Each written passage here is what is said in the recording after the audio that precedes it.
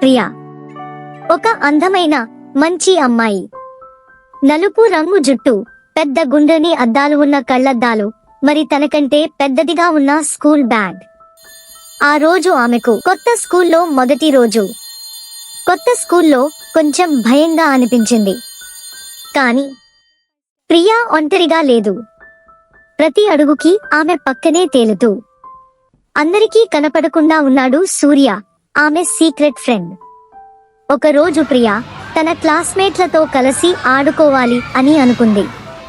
కాని ఎలా అడగాలో తెలియదు. అప్పుడు సూర్య ఒక చిన్న నవ్వు నవ్వి ఆమెను ముందుకు పుష్ చేశాడు.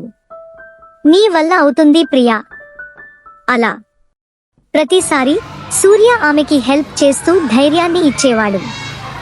ఒకరోజు లంచ్ టైంలో ఒక చిన్న అమ్మాయి తాను పట్టుకున్న ట్రేను వదిలి కింద పడవేసుకుంది. చుట్టూ చూసుకుంటూ భయంగా నిలబడిపోయింది. అప్పుడు సూర్య ఆమెకి కూడా ఒక స్నేహితురాలు కావాలి అనిపిస్తోంది అని ప్రియ చెవిలో చెప్పాడు. ప్రియా గట్టిగా ఊపిరి తీసుకుని నెమ్మదిగా నడిచి వెళ్లి అడిగింది, నీ పేరు ఏంటి, నాతో కూర్చుంటావా? నా పేరు అను అన్నది ఆ అమ్మాయి. అలా ప్రియకు ఒక నిజమైన స్నేహితురాలు దొరికింది. రోజులు గడిచాయి. ప్రియా అను హ్యాపీగా నవ్వుతూ ఆడుకునేవారు. అలా ఇంకొంతమంది కొత్త ఫ్రెండ్స్ ని సంపాదించింది ప్రియా.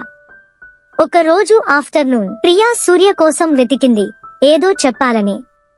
కాని అతను అక్కడ లేడు.